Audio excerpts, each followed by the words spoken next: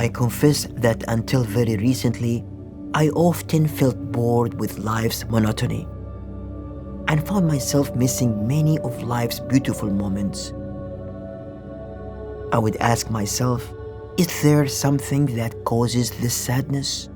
Am I suffering from illness, poverty, or disability? The answer was almost always no. So I began to pry my soul away from its grief and boredom by reminding myself of God's countless gifts. By remembering to be thankful that I did not suffer like many who are poor, sick, or less fortunate. I wasn't always successful in bringing myself to a state of happiness. I have to admit that I never realized the source of my sadness until I began my journey of introspection. It was only then that I was able to recognize my real enemy, the ego within. Just like every one of us owns a house or a car, each one of us has also our own ego within. And just as you are neither your house nor your car, you are also not your ego. The ego is a fake self, a virtual image that we begin to identify with. Our looks, our positions, our education, opinions, talents, and social status. We believe this is who we are, but in truth, we are none of these things.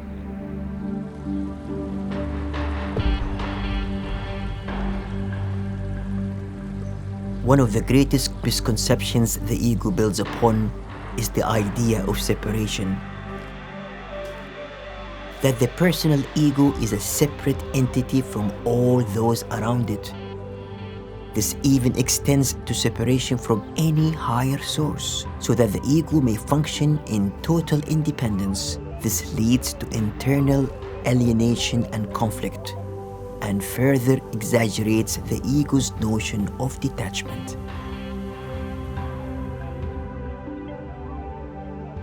But when consciousness awakens, and we see that we are part of an indivisible universe, a universe derived from a higher power, then internal alienation, conflict, and fear from the ego begin to dissipate.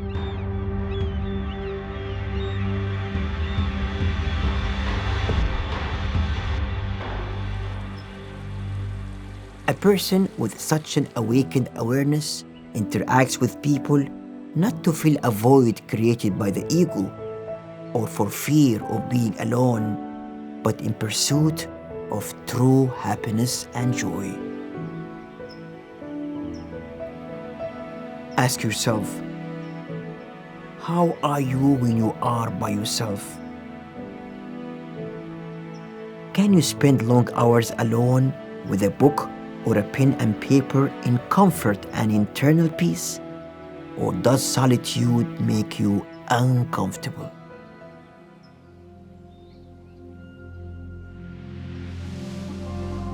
The ego within us realizes that it is an entity born of illusion. It is in itself unreal.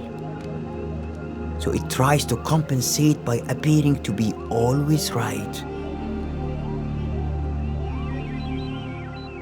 Because any wrong would remind it of its fakeness. But since we cannot always be right, the wounded ego becomes a source of great pain and misery to mankind.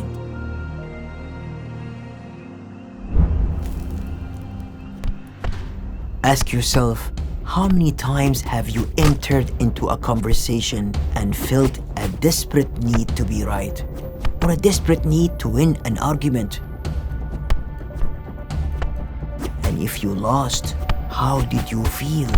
Were you content with this defeat, or did you feel sadness and resentment?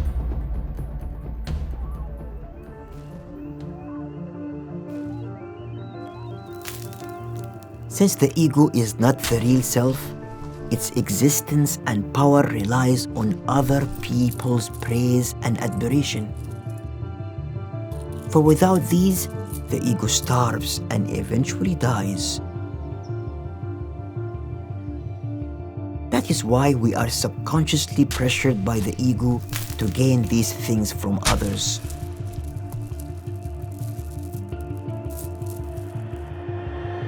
If the ego does not get them, it will become wounded, make us feel inferior, and share its pain through sorrow and depression.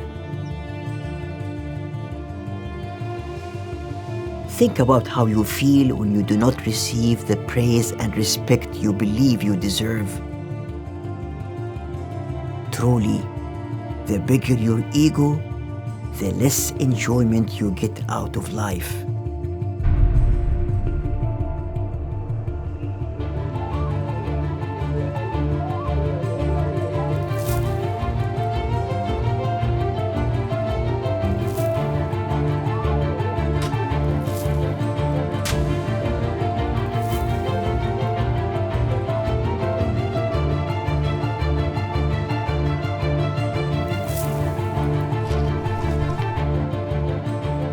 And since the ego realizes that it is fake, it feels a loss of internal control.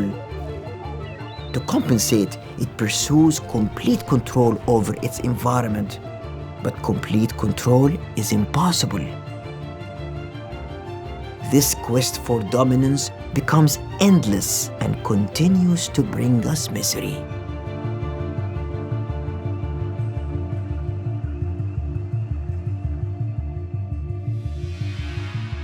But when we realize our ego is pushing us toward these unattainable ends, we can unite with the real soul inside. This frees us from the need to control all that is around us and helps us live in peace and confidence. Again, ask yourself, do you feel continually frustrated because you cannot control much of the world around you?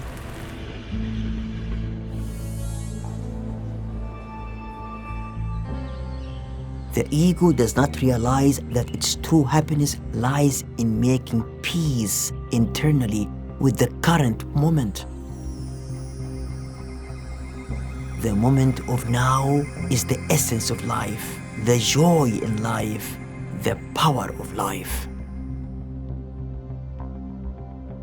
In a study published in Psychological Science, Jordi Quadbach and his co-authors show that wealth, while giving us the chance to buy lots of things, weakens our ability to enjoy all of the things we buy.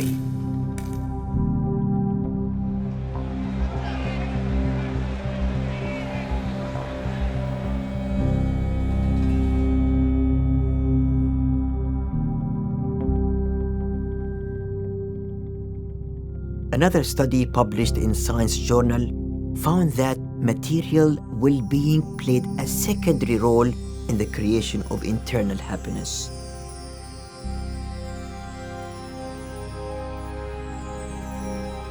How many of us spend a lifetime trying to achieve the goals of the ego and not those of our real self? The ego seeks attention and power, but the real self, on the other hand, searches for love and for happiness.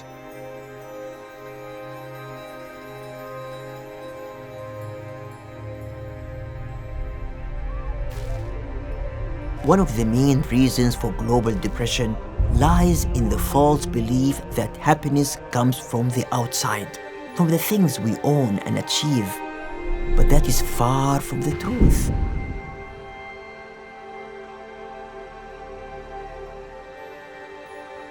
It is indeed a dangerous belief because we expect the outside world to grant us true happiness, something it cannot provide. This is the source of the endless frustration and misery that people live in.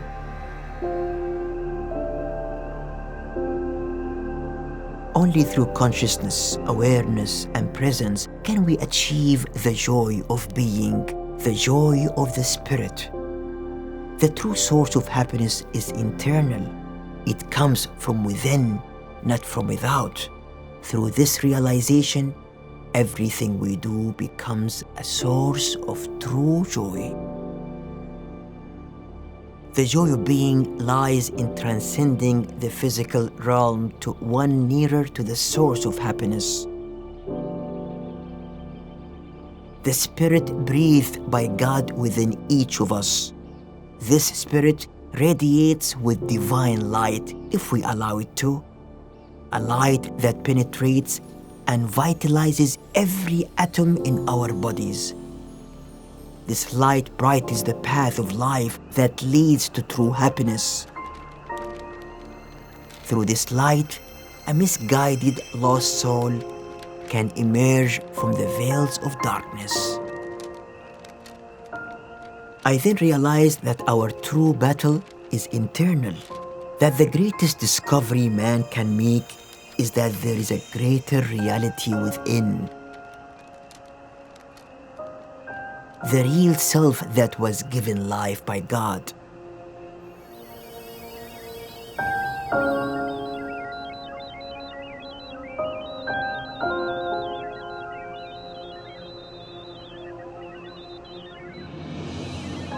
And when that happens, false illusions of the ego melt away, and our identity then becomes real and secure.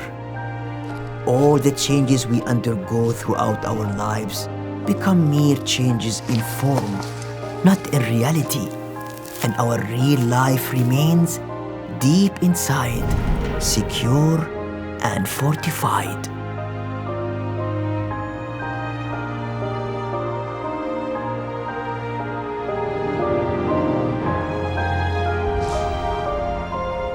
There's a famous statement made by the medieval Muslim scholar Ibn Taymiyyah when he was put in prison. What can my enemies do to me? My paradise and garden, I carry them within my heart and they go wherever I go. To jail me is to give me time for contemplation. To exile me is to send me on a spiritual journey. And to kill me is to make a martyr of me.